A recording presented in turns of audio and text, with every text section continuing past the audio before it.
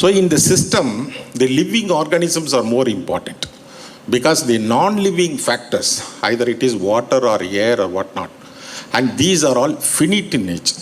They are finite. They cannot be manufactured. You cannot manufacture water. There are a lot of industries have come through. It's a simple formula of H2O. But have you ever come across that people are making water from H2O? It's not at all possible. Never that we have done it, we cannot achieve it also. So they are finite in the sense you have to depend only on the available water or air or whatnot. It is. If you take water, you know that I have given a very illustrative speech in it. Of the total water in the world, 97% of the water is not available. They are in the form of salt water or sea water.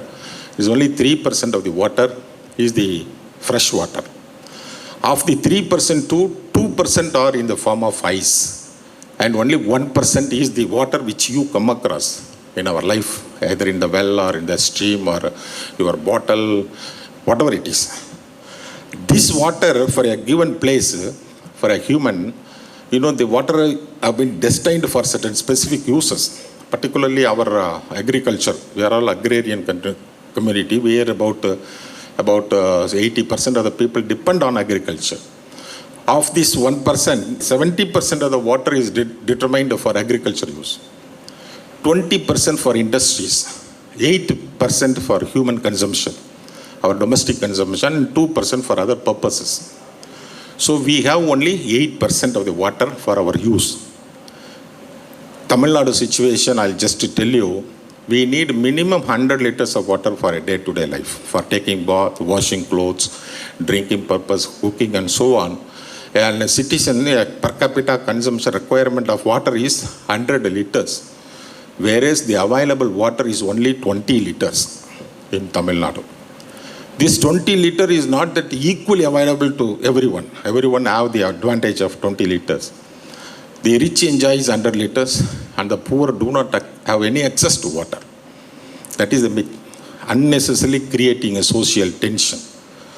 And the other aspect, if you look at, the agriculture is fading out.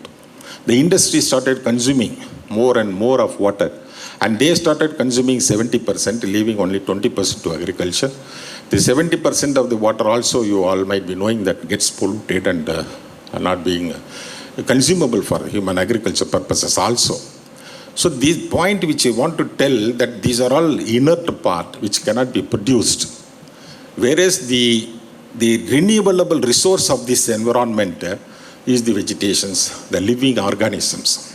This you can as well harvest, renew it, harvest and so on. So if at all you want to manage the system sustainably, sustainable management is nothing but managing the resources such a way that you get to the maximum return without affecting its future potential. Because after all, you all know that we are not inherited this earth from our parents. They used to say that we have borrowed it from our grandchildren. We have to live as we get. That is the most important. And I have seen many places that is not ruthlessly or not sincerely being followed. That is the reason why you know the utility water. But in the name of development, somewhere somebody was talking about, in the name of development, in the name of globalization, we have got merged. The most important aspect of this, that the nature keep on acts, and result the ecosystems of various kinds, various sizes. These are all nothing but the resultant of nature. And we have to protect it. We have nothing, because they are nothing but the product rich in diversity, which includes the cultural diversity too. Tamil Nadu is known for its food style, is known for its dress sense, is known for its health practices, it's known for the traditional systems. If you look at Mr. just now Commandant was telling about the Kudimaramat Thittam, not that it has come in a day or two. It is over a period that people have been trying by trial and error that we have ultimately landed to the system. Same way the food habit, our eating, Rice itself is not our stable food. You all might be knowing. It is very recent to Tamil Nadu. In the sense about maybe 100 years old. Our staple food is different. Kambu, solam and so on. And anyhow, rice has become, it is all by trial and error it has come. And this practice, preparing a sambar, rasam, more, curd, whatever it is. And the sequence of eating, sambar, rice, rasam, then curd, all that has not come just like that. These are the things, result nature. We have gone ahead. The Chennai is right now is not a Tamil Nadu place. The day when I came Tamil Nadu, every hotel, they were providing food in the banana leaf. They were inviting me, sir, sir, like this. They used to give food for my stomach. And now that you do not get that food, no hotel is providing that banana leaf or whatever it is. And they dictate my food. In turn, they say this. They provide chutney without kadalai. They provide so many items which I don't need. And that is what I am telling. The cultural degradation ultimately resulted the degradation in diversity too. That is the reason why now we are all closed our mouths. Very strange issue I am telling. When I am showing this figure, you should know the organism near polar cannot live in tropical. The tropical tree cannot be seen in alpine. Alpine cannot go there. Similarly, the elephant cannot be seen all over the world. Tigers cannot be seen all over the world. You all know it. Even human being cannot live all over the world. You all live because you change the environment. You started providing clothes, warm clothes when you go down there and eat that kind of things, take warmth and something. Or if you go the Africa and all, you throw everything and you drink whatever it is. Ultimately to overcome the problem. Even when human itself cannot live all over the world, I don't think that the corona, not even a unicellular organism, which is not known, is ruling the entire world means because we lost our diversity, our cultural practices, our health practices, change in lifestyle. That is the reason why new diseases are coming. In fact, you might be knowing, corona prefers we more than that, more than others. If you look at a tiger, a prey-predator relations, the prey are faster than, stronger than the predator, whether you know it or not. Tiger cannot directly go to equal age. I am talking about adult tiger killing adult deer, not possible. Straight to straight. Moment it will take off. Tiger, you can see the tiger on the horns of the deers. It will allow the prey to run. It will go to backside, start allowing to run. In the running process, again the prey will be faster than the predator. And because it is running for its life. So what will happen when it runs, it is only the technique, the tiger turns this side and the deer will travel a long distance. It will make a zigzag run. So that the ultimate distance covered will be low. That is why it is able to access the prey. You understand this phenomena? And even 100 such chases, only one time it will win. It is not that every chase will result in success for the deer. It has to run like to get one field. But imagine a day, a man goes and fall on a tiger and it may not know. Because, it has got no sixth sense.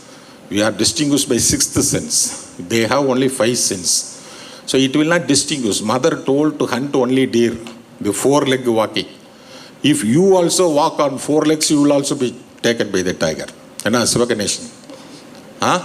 is the reason why children are often being lifted. Children will crawl and the panther or whatever it is, used to take the children because on 4 legs. And they do not mind about the 2-leg walking. 2 legs, that is the reason why.